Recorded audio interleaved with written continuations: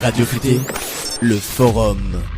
Toujours en direct, voilà, de ce forum futé comme chaque vendredi matin et même, vous le savez, en rediffusion à partir du dimanche. Je vous l'avais annoncé juste avant la musique, eh bien la Chavaya israélite. Alors on a entendu longuement parler d'elle parce que c'est vrai, j'ai eu la chance aussi, le privilège, l'honneur en tout cas de participer à cette grande croisière Hatikva qui s'est donc produite il y a à peu près 2 semaines de cela, où réunissait eh bien plus de 800 convives, ça veut dire 800 étudiants âgés de 13 à 18 ans et on a vu eh bien tous les mouvements de jeunesse juive de France, ça veut dire les EI, ça veut dire bon bref, je les connais en particulier, mais bon, on va les reciter. Bon, tout à l'heure, je vais pas faire la longue liste en tout cas, mais c'était vraiment merveilleux de voir tous ces mouvements juifs de France qui étaient réunis pour la même cause, eh bien de faire un jour Bezrat Hashem l'Aliyah. Et on a vu eh bien justement dans notre édition, la dernière édition de Futé Magazine, une belle publicité qui annonçait eh bien et qui était un vrai message. Vous travaillez dans une grande entreprise israélienne, vous souhaitez dynamiser votre activité,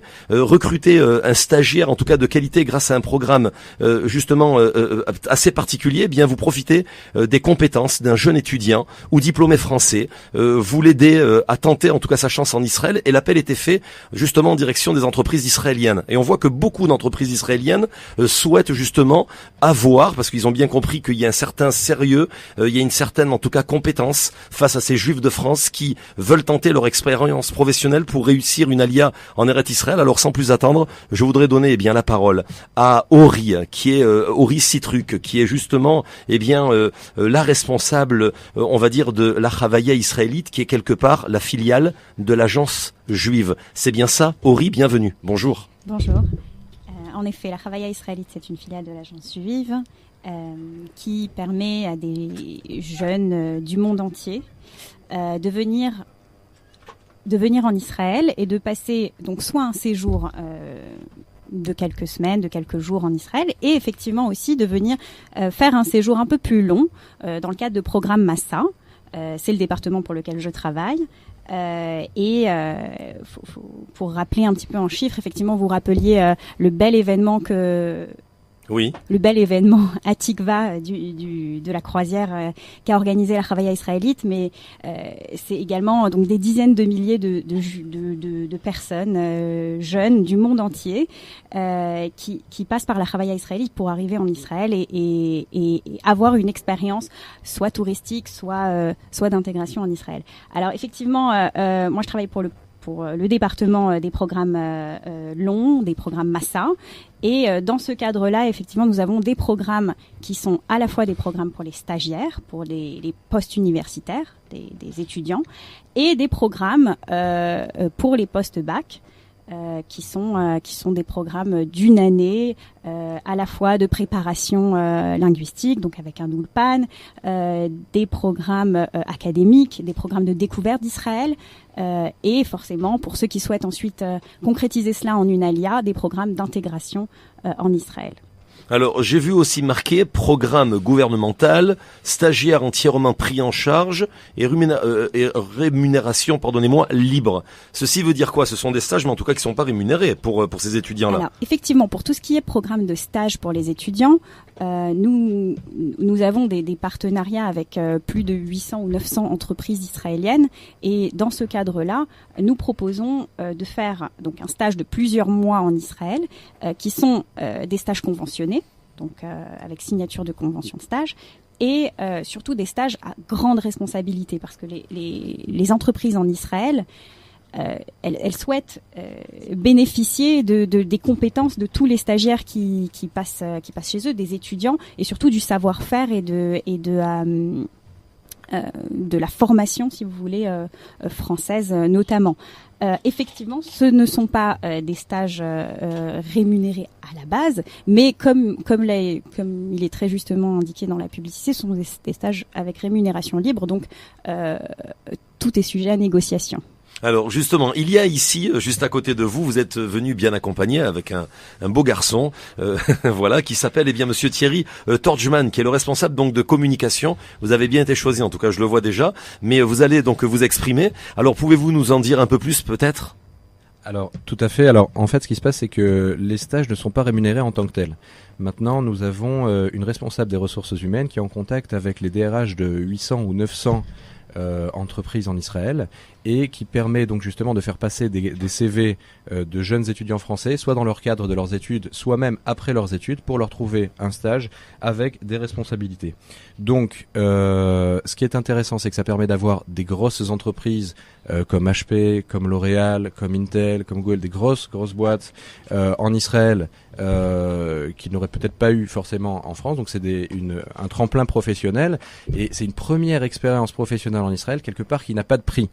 C'est-à-dire que mettre le pied à l'étrier en Israël, dans une boîte, avoir une première connaissance du monde du travail en Israël, ça permet ensuite, dans l'hypothèse où on voudrait ensuite après être embauché, ça permet ensuite après de retrouver du travail facilement. Et il faut dire que la plupart des stagiaires qui passent par ces stages en Israël trouvent facilement ensuite après des emplois, soit dans le cadre de leur stage, soit grâce à cette ligne qu'ils ont rajoutée sur leur CV.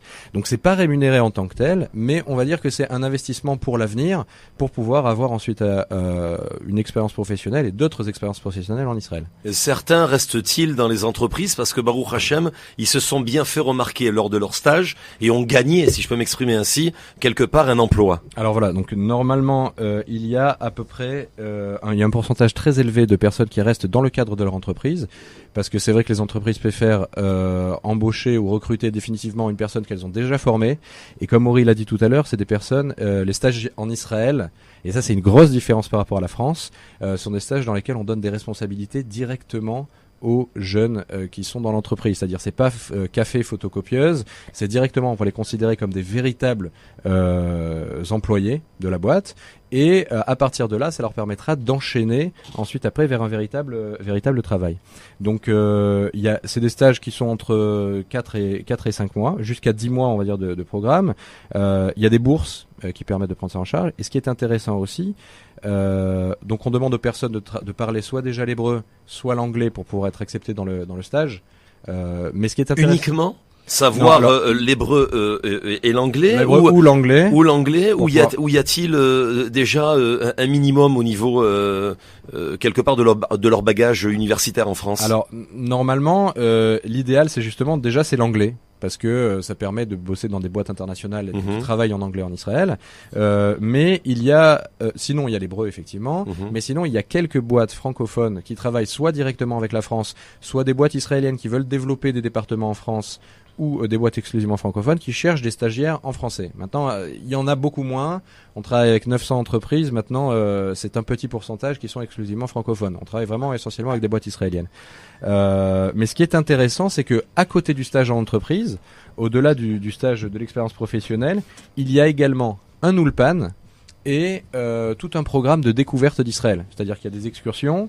Il y a un logement qui est possible avec des activités, un encadrement au quotidien avec une monitrice qui va prendre en charge les stagiaires, et surtout ils vont réussir à créer une ambiance inoubliable entre tous les stagiaires, et ça fait qu'ils se retrouveront pas livrés à eux-mêmes quand ils arrivent là. Donc c'est-à-dire qu'ils intègrent une véritable famille dans le cadre de ce stage. Alors, un numéro de téléphone à donner, une adresse mail à donner pour les auditeurs qui nous écoutent et qui souhaiteraient en tout cas aller à l'un de ces stages ou profiter en tout cas d'un de ces stages. Alors, vous pouvez effectivement joindre notre standard, un numéro français qui sonne chez nous ici, chez nous, oui, à Jérusalem. À Jérusalem. Il s'agit du 01 83 64 86 81. On peut le rappeler ? On peut le rappeler. 01 83 64 86 81. Et une adresse mail peut-être? Alors, pour les personnes qui nous écoutent de France? Je vais donner directement l'adresse du site internet, en tout cas programmeisraël.org, sur lequel il y a toutes les informations par rapport à tous les programmes, c'est-à-dire à la fois des stages en entreprise, mais aussi des programmes de découverte d'Israël, c'est-à-dire d'Ulpan, ou simplement d'activités qui sont même en dehors du stage. Et il y a toutes les explications et la possibilité donc de faire les demandes de bourse directement en ligne et de demander plus de renseignements. Donc c'est programmeisraël.org sur lequel il y a toutes les infos. Merci beaucoup Ori, merci infiniment Thierry. Un petit mot pour la fin. Je pense qu'on a bien résumé quelque part ce grand programme ou ce long programme qui permet en tout cas à ces jeunes de tenter leur chance dans des entreprises israéliennes et de pouvoir en tout cas après tranquillement, professionnellement rester en Eretz Israël. Un petit mot, oui, quelque chose qui de toute façon, quand on se lève le matin et qu'on travaille dans ce domaine, qui nous réchauffe vraiment le cœur.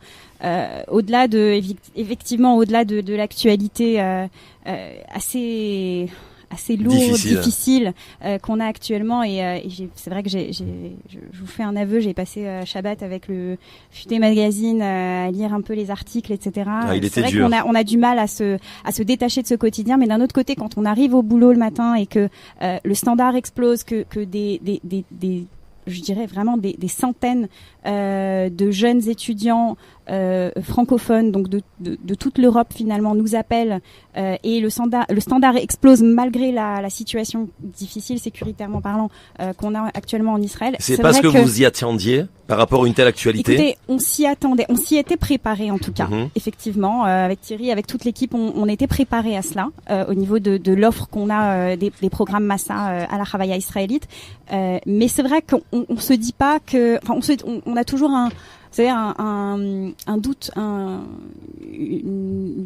une éventualité comme ça qui fait que les personnes qui habitent à l'extérieur d'Israël peuvent avoir peur de la situation, peuvent appréhender, peuvent repousser leur venue d'une année ou de quelques mois, et c'est vrai que c'est exactement l'inverse qui est en train de se passer, de se produire, et c'est vrai que le standard explose et que les jeunes veulent de plus en plus venir en Israël, et moi je pense attribuer ça aussi au dynamisme économique qui existe en Israël, le fait que ce qu'on essaye de montrer, c'est qu'effectivement malgré tout ça, il y a de l'avenir en Israël sur le plan professionnel, et je pense que il y a de l'avenir aussi sur le plan de la solidarité en Israël et de l'entraide entre les personnes ici, et je me permets de rebondir sur ce qui s'est dit juste avant, et c'est vrai que c'est merveilleux. Voilà, on a entendu en tout cas le président du KKL qui disait il n'y a plus rien à faire en France tout à l'heure. Alors justement, pour conclure, monsieur Thierry Torjman. Alors, deux petites choses pour rebondir sur ce que disait Ori. Il faut savoir que la plupart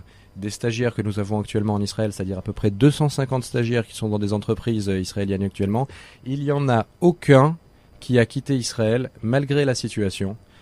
Ils se sont accommodés de la situation. Ils sont pas forcément plus sionistes ou moins sionistes que vous, moi, mais ils sont restés là. Ils ont compris qu'il y avait une fraternité particulière, qu'il y avait quelque chose de particulier, qu'on était en train d'écrire peut-être une page d'histoire en Israël.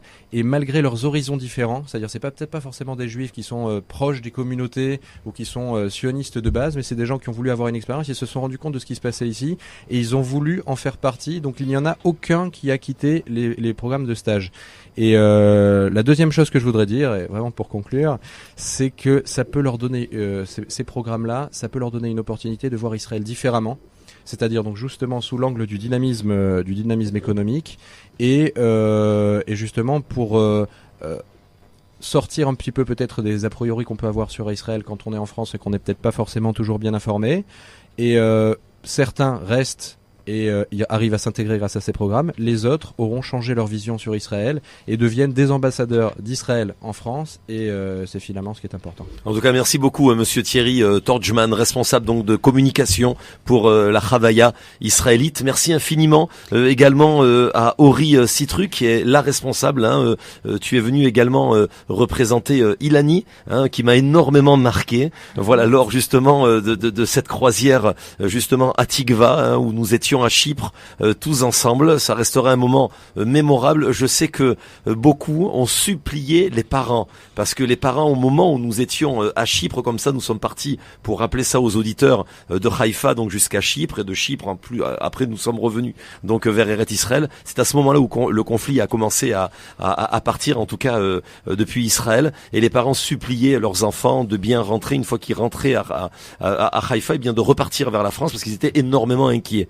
Et ces enfants-là devaient rester, parce qu'ils étaient âgés de 13 à 17 ans, donc ils étaient mineurs, et les enfants ont supplié et ont réussi à faire accepter les parents à bien rester en les calmant, en leur disant qu'ils étaient énormément, en tout cas bien encadrés par vous, par tous les moniteurs, par la Chavaya israélite, et qu'en aucun cas il fallait justement dans des moments comme ça rester en Eret Israël et soutenir. C'est surtout le mot soutenir, Eret Israël. Vous le confirmez, ils sont tous restés, et ils ont fait une promesse en tout cas d'être ambassadeurs d'Israël en France, mais surtout aussi de revenir le plus rapidement possible pour faire leur alia.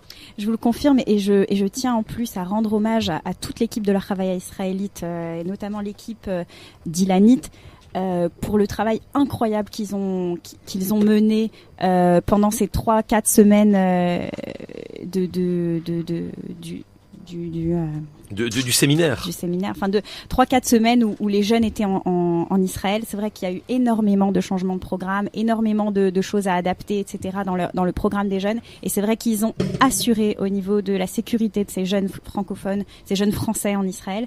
Et ça, c'est vraiment grâce à tout l'encadrement et tout le professionnalisme de l'équipe d'Ilanit et de manière générale de l'équipe de la Chavaya israélite. Allez, un dernier petit mot, on fait signe encore parce qu'on a un imam, vous n'allez pas le croire, en tout cas d'Auxerre qui est en ligne.